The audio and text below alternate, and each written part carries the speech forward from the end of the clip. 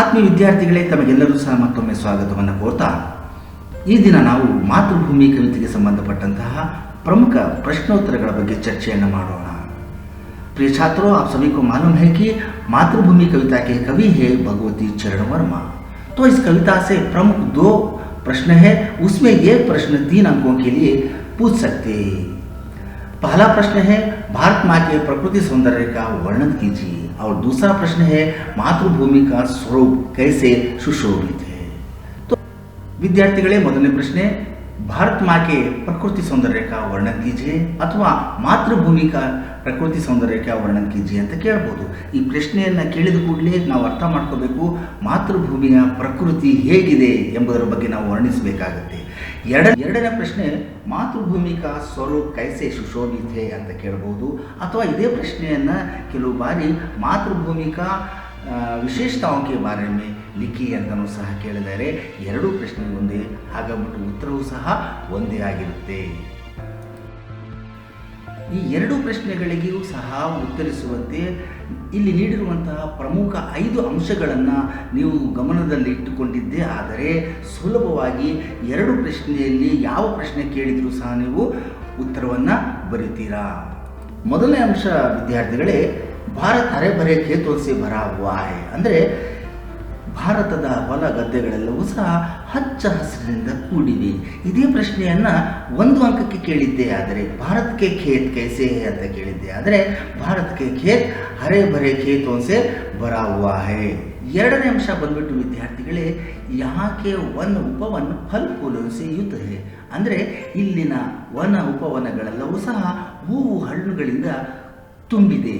ಅಥವಾ ಇದೇ ಪ್ರಶ್ನೆಯನ್ನು 1 ಅಂಕಕ್ಕೆ ಕೇಳಿದ್ದಾರೆ ಅನ್ಕೊಂಬಿಡಿ, ಅಂದರೆ ಮಾತೃಭೂಮಿಗೆ ವನ ಉಪವನ ಕೈಸೆ ಹೈ ಅಂತ ಕೇಳಿದಾಗ ಮಾತೃಭೂಮಿಗೆ ವನ ಉಪವನ ಫಲ ಫೂಲೋं से युक्त है, ಈ ರೀತಿ ಉತ್ತರವನ್ನು ನೀವು ಬರೆಯಬಹುದು।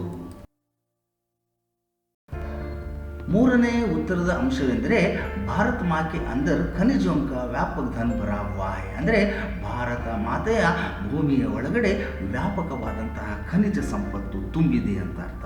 ಇದೇ ಪ್ರಶ್ನೆಯನ್ನು ಮಾತೃಭೂಮಿಗೆ ಅಂದರ್ ಕ್ಯಾ ಭರಾ ಹುವಾ ಹೈ इस तरह अगर प्रश्न पूछे गए तो आप लिखना चाहिए कि भारत माँ के अंदर खनिजों का व्यापक धन भरा हुआ है।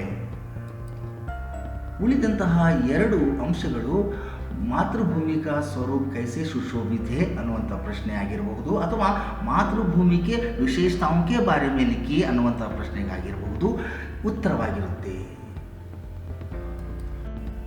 4ನೇ ಪ್ರಮುಖ ಅಂಶ भारत माँ के एक हाथ में न्याय पताका है और दूसरे हाथ में ज्ञान दीप है ಅಂದರೆ ಭಾರತ ಮಾತೆಯ ಒಂದು ಕೈಯಲ್ಲಿ ನ್ಯಾಯದ ಧ್ವಜವಿದ್ದರೆ ಇನ್ನೊಂದು ಕೈಯಲ್ಲಿ ಜ್ಞಾನದ ದೀಪವಿದೆ ಎಂದು ಅರ್ಥ। 5ನೇ ಪ್ರಮುಖ ಅಂಶ जग के रूप बदलने के लिए कवि भारत माँ से निवेदन कर रहे हैं ಅಂದರೆ ಕವಿಗಳು ಏನಂತ ಕೇಳ್ಕೊಳ್ತಿದ್ದಾರಪ್ಪ ಅಂದರೆ ಭಾರತ ಮಾತೆಯಲ್ಲಿ ಜಗದ ರೂಪವನ್ನು ಬದಲಾವಣೆ ಮಾಡುತ್ತಾರೆ ಎಂದು ನಿವೇದನೆಯನ್ನು ಮಾಡಿಕೊಳ್ತಾ ಇದ್ದಾರೆ। ಇದೇ ಪ್ರಶ್ನೆಯನ್ನು 1 ಅಂಕಕ್ಕೆ ಕೇಳಿದ್ದೆ ಆದರೆ ಯಾವ ರೀತಿ ಪ್ರಶ್ನೆ, ಕವಿ ಕಿಸೆ ನಿವೇದನ कर रहे हैं, ಕವಿ ಭಾರತ ಮಾತಾ से निवेदन कर रहे हैं। ಇದೇ ಪ್ರಶ್ನೆಯಲ್ಲಿ ಸ್ವಲ್ಪ ಬದಲಾವಣೆ ಮಾಡಿ ಕವಿ ಭಾರತ ಮಾತಾ से क्या निवेदन कर रहे हैं ಅಂತ ಕೇಳಿದ್ದೆ ಆದರೆ ಕವಿ ಭಾರತ ಮಾತಾ से जग के रूप बदलने के लिए निवेदन कर रहे हैं, ಈ ರೀತಿಯಾಗಿ ಉತ್ತರವನ್ನು ನಾವು ಬರೀಬೇಕಾಗುತ್ತೆ ಮಕ್ಕಳೇ। ನೋಡಿ ವಿದ್ಯಾರ್ಥಿಗಳೇ, ನಮ್ಮ ಜೀವನದಲ್ಲಿ ಏನನ್ನು ಬದಲಾವಣೆ ಮಾಡ್ಕೋಬೇಕು, ಹೇಗೆ ಬದಲಾವಣೆ ಮಾಡಬೇಕು, ಸೋತಾಗ ಆ ಸೋಲನ್ನು ಹೇಗೆ ಸ್ವೀಕರಿಸಬೇಕು ಎಂಬ ಅದ್ಭುತ ಸಂದೇಶವನ್ನು ನೀಡಿರುವಂತಹ ಸೋಹನ್ ಲಾಲ್ ದ್ವಿವೇದಿಯವರ ಒಂದು ಕವಿತೆ ಕೋಶಿಶ್ ಕರ್ನೆ ವಾಲೋಂ ಕಿ ಕಭಿ ಹಾರ್ ನಹೀ ಹೋತಿ, ಅದ್ಭುತವಾದ ಕವಿತೆ। ಈ ಕವಿತೆಯಿಂದ ನೀವು ಪರೀಕ್ಷೆಯಲ್ಲಿ ಮಾತ್ರವಲ್ಲ ಜೀವನದಲ್ಲೂ ಸಹ ನೀವು ಸಕ್ಸಸ್ಸನ್ನು ಕಾಣಬಹುದು। ಅಸಫಲತಾ एक चुनौती है इसे स्वीकार करो ನೋಡಿ, ಅಸಫಲತೆ ಅಥವಾ ಸೋಲು ಅನ್ನೋದು ಒಂದು ಚಾಲೆಂಜ್ ಇದ್ದ ಹಾಗೆ, ಇದನ್ನು ಸ್ವೀಕಾರ ಮಾಡಿ। ಕ್ಯಾ ಕಮಿ ರಹ ಗಯಿ देखो और सुधार करो, ನಾನು ಯಾಕೆ ಸೋತೆ, ನಾನು ಯಾಕೆ ಫೇಲ್ ಆದೆ, ನನಗೆ ಯಾಕೆ ಕಡಿಮೆ ಅಂಕ ಬಂತು ಎಂಬುದನ್ನು ನೋಡಿ ಯೋಚನೆ ಮಾಡಿ ಮತ್ತೆ ಸುಧಾರಿಸಿ ಪರಿಹಾರೋಪಾಯಗಳನ್ನು ಕಂಡುಕೊಳ್ಳಿ. ಜಬ್ ತಕ್ ನ ಸಫಲ್ ಹೋ. ವಿದ್ಯಾರ್ಥಿಗಳೇ, ಎಲ್ಲವರೆಗೆ ನೀವು ಯಶಸ್ಸನ್ನು ಪಡೆಯೋದಿಲ್ವೋ, ಎಲ್ಲವರೆಗೆ ನಿಮ್ಮ ಗುರಿಯನ್ನು ಮುಟ್ಟೋದಿಲ್ವೋ, ಅಲ್ಲಿವರೆಗೂ ಸಹ ನೀಂದ್ ಚೈನ್ ಕೋ ತ್ಯಾಗೋ ತುಮ್.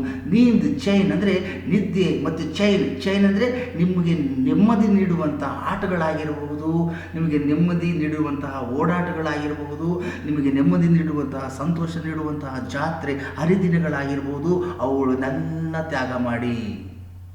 ಈ ಸಂಘರ್ಷದ ಮೈದಾನವನ್ನು ಬಿಟ್ಟು ಓಡೋಗಬೇಡಿ. ಎಂಥ ಅದ್ಭುತ ಸಾಲುಗಳು, ಎಷ್ಟು ಮೋಟಿವೇಶನ್ ಲೈನ್ಸ್ ಇದೆ ಅಂದರೆ ವಿದ್ಯಾರ್ಥಿಗಳೇ, ಇದೊಂದು ಪರೀಕ್ಷೆಯನ್ನು ನೀವು ಬರೆಯೋಕ್ಕಿಂತ ಮುಂಚೆ ಈ ಪದ್ಯವನ್ನು ಒಂದಲ್ಲ 10 ಸರಿ ಓದಿ ಕೇಳಿ, ನಿಜವಾಗಿಯೂ ನೀವು ಬದಲಾವಣೆ ಆಗ್ತೀರಾ. ವಿದ್ಯಾರ್ಥಿಗಳೇ, ಪ್ರಶ್ನೆ ಪತ್ರಿಕೆಯನ್ನು ನೀಡುವ ಮೊದಲೇ ಸಂಖ್ಯೆ 35 ಹಾಕಿ ಈ 4 ಸಾಲುಗಳನ್ನು ಬರೆದಿದ್ದೇ ಆದರೆ ನಿಮಗೆ ಖಚಿತವಾಗಿ 4 ಅಂಕಗಳು ದೊರೆಯುತ್ತವೆ. असफलता एक चुनौती है, इसे स्वीकार करो. क्या कमी रह गई देखो और सुधार करो. जब तक न सफल हो नींद चैन को त्यागो तुम. संघर्ष का मैदान छोड़कर